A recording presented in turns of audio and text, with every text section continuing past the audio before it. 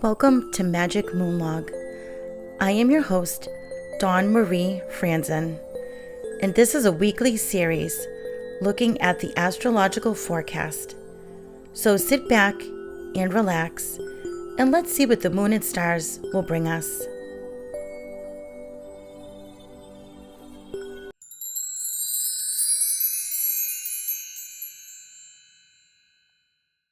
Hello everyone. Welcome to Magic Moonlog and to the month of July 2025. So the universal month number is 7. Sevens crave spiritual growth and solitude. This would be a great month to reevaluate your goals and priorities. And pay attention to your dreams this month as well. Correspondences for July are as follows. Stones are turquoise and ruby. Animals are dog, loon, woodpecker, and salmon. Flowers are larkspur and water lily. Deities are Danu, Demeter, Luna, Mercury, and Parvati. And the zodiac is Cancer. So at this moment, I would like to read to you the from the Spell-A-DayAlmanac. And let's see, let me find the page that I was going to because I did not bookmark it, but I did write down the number that I wanted to do. Okay, so in the Llewellynn's 2025, which is Spell-A-DayAlmanac, this is what it says in the month of July.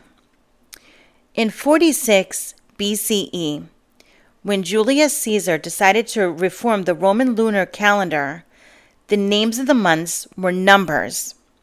He moved the first of the year back to January, and, being the egoist he was, he renamed the fifth month, the month of his birth, for himself, Julius. Julius, today is July. He also gave it a 31st day. Then he named the next month after his heir, Augustus. July, the month of the author's birth too, I guess, is high summer. In many places, it's the hottest month of the year. It's the month in which everything blooms until the heat of the sun makes flowers and people wilts and nearly melts. What do I remember from my childhood Julys? Rereading my favorite books, dragging the big old washtub out on the side lawn, filling it with cold water, and splashing all afternoon. Helping my father tend his flowers, roses, columbines, tulips, and hydrangeas. Climbing to the very top of our neighbor's huge weeping willow tree. Chasing fireflies before bedtime and putting them in jars to glitter and wink throughout the night. Sleeping in the screened porch with all the windows open to catch every possible breeze. What are your favorite July memories? And that was written by Barbara Ardinger. So, now, here is a rundown of this month's astrocast. So, we start the month with the moon in its first quarter phase in Libra. July 2 is World UFO Day.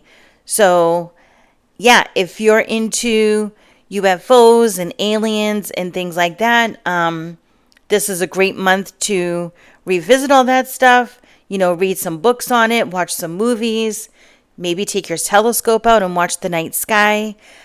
We actually just watched a movie recently because I don't know what it was. And maybe it is I was anticipating the month of July and UF World Day coming up and everything like that.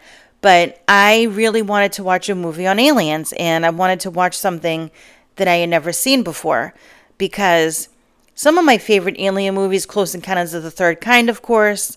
Dark Skies is another good one. I love The X-Files. Oh man, what other movies can I think about with aliens? Independence Day. And, the movie Alien, of course, Alien versus Predator, all of those aliens movies. But anyway, I wanted to watch something different that I'd never seen before. So we recently watched this movie called Extinction, and I believe it had been around for a while, but this was the first time that I had seen it, and my husband as well. And we watched it, and it was a really good movie. And I have to say, if you hadn't seen it, I really don't want to spoil it for you. But it wasn't what I thought it was going to be. Let me just put it that way. And it had a really great twist to it. So it wasn't the kind of alien type movie I was looking for, to be honest with you. But it was a really good movie, and I am glad we watched it because it was awesome. All right, so there's that. So then July 4 is Independence Day, as we were talking about Independence Day. So happy 4th of July. So on July 10, the moon is full at 4:37 p.m. And this is called the buck moon. And it's named this due to the fact that a buck's antlers are at their peak size at this time before they shed them and start growing them all over again. So the moon goes into the fourth quarter at 8:38 p.m. on July 17. And Mercury goes retrograde on July 18 until August 11, when it will move direct again. And on July 22, the sun enters Leo, so happy birthday, Leos. Leo is a masculine sign and is ruled by the sun. It is a fixed sign. Leos are loyal and expressive, but they can also be too proud. Leo is in the 5th house. The element is fire, and the colors are orange and gold. So then, there is a new moon on Thursday, July 24 at 3:11 p.m. So now I want to read to you from the Magical Almanac by Llewellynn from 2025. And this page I did bookmark, so I'm all set for them. And this is actually a little bit about, I'm going to read it to you and everything, but there is also a spell that you can do. So let me read it to you, and then we'll talk about the spell that goes along with it. So it's called Activating the Magician's Manifestation Tools, and it's written by Melissa Tipton. The magician depicted in the tarot uses their will to channel divine energy into the here and now, and in the popular Smith-Waite imagery, the 4 tools of successful manifestation are on display: the pentacle, sword, wand, and cup. This spell pairs the magician's tools with Jungian psychology to enhance your innate creative powers. C.J. Jung developed a theory of typology that categorizes different attitudes and behaviors into 4 functions. When we link these functions to the magician's tools, sensation tells us that a thing exists via the physical senses, making it a good corollary to the earthy pentacle. Thinking interprets what we perceive in order to generate meaning, the airy mental sword. Feeling evaluates what we're perceiving to determine its subjective value, the watery emotional cup, and intuition perceives possibilities that are not yet realized, the fiery inspired wand. Jung observed that we typically have 1 or perhaps 2 finely honed functions, and we tend to rely on them exclusively, like someone who is perhaps more at home wielding the sword of reason, whereas tapping into the cup of emotion feels uncomfortable. The infrequently used tools reside in our unconscious, where they undergo little development. Why does this matter? Well, if circumstances invoke one of these undeveloped tools for us, such as crappy day conjuring the cup of emotions, we're less skillful at wielding it. so we might experience its powers as overwhelming or even destructive. This can make us even less likely to develop this particular tool, furthering the imbalance. The magician reminds us that we need all 4 functions to unlock our creative potency. And sure, we may never be experts at all 4, having a favorite that feels more natural, but even small increases in tool flexibility can spell a big difference when it comes to manifestation. So then there is a spell where you use coloring to do the spell. So I'll read this to you. So you will need a coloring medium of your choice. So be that of crayons, markers, colored pencils, what have you. Take a few moments to ground and center yourself, then raise your non-dominant hand to the sky and point your dominant hand to the earth, adopting the magician's power pose. Draw energy from the sky through your body and into your downward pointing arm, but don't release it yet. Feel yourself existing as a magnetic channel of divine energy, able to transmute pure thoughts and desires into tangible forms. Color in the 4 tools. Choose colors that feel personally meaningful, starting with the sword and moving clockwise, allowing the channeled energy to flow into each image, activating it. Color in the circular border connecting the tools in a clockwise motion, generating a magical container in the center of the page. When done, place your palms on the ground and release any excess energy if needed.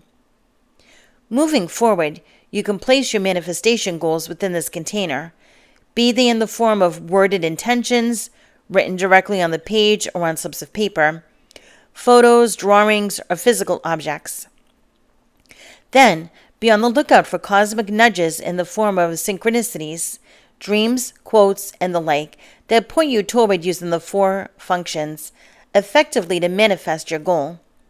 Bonus: whichever color or colors you use for each tool, wear clothing or jewelry to match to intensify that tool's powers when needed.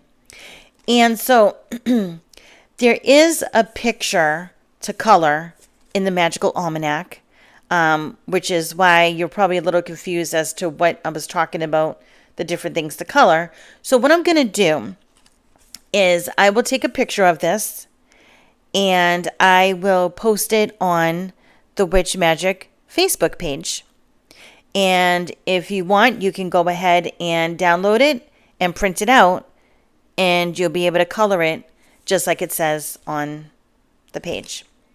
All right, so there's that. Okay, so now let's do the spell of the month for July. And let's see. This is actually going to be for July 7. And again, this is in the Witch's Spell-A-Day-Almanac. And this is a money grow spell. So we can all use that, right? Most of us could use a little extra money. This simple spell is designed to make your money grow and multiply into more abundance. Get a few coins and some paper money. Obtain a small house plant that is in the early stages of growth. Choose a plant that is easy to grow so that your money will easily flow. Use a pencil and write on the paper money what you want the money for: a new car, a new house, etc. If you want money for a vacation to a far-off land, get currency from that country you want to visit for this spell. Place the coins on the outside of the plant to form a circle. The paper bills can be placed underneath the plant. Once everything is in place, chant these words: Money, money, grow for me. Multiply my abundance, appear for me. And this spell was written by Sapphire Moonbeam.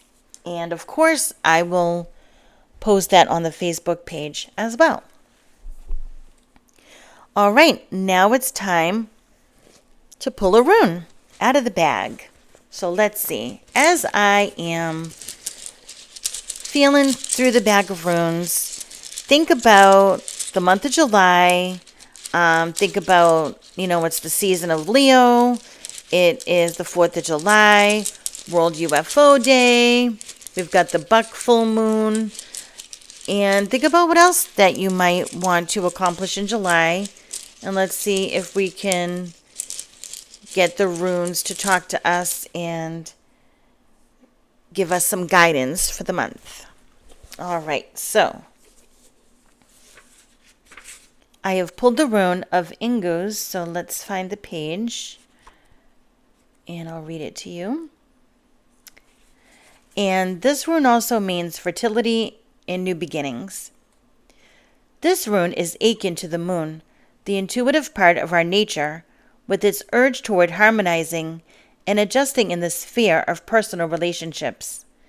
Ingus embodies the need to share, the yearning to be desired, a search after similarities. The completion of beginnings is what Ingus requires. Drawing this rune may mark a time of joyful deliverance, of new life, a new path. A rune of great power, receiving it means that you now have the strength to achieve completion, resolution, from which comes a new beginning. Above all, completion is crucial here. It may be timely that you complete some project now. If so, make that your first priority. Perhaps a difficult state of mind can be clarified or resolved. The appearance of this rune indicates that you must fertilize the ground for your own deliverance. All things change, and we cannot live permanently amid obstructions.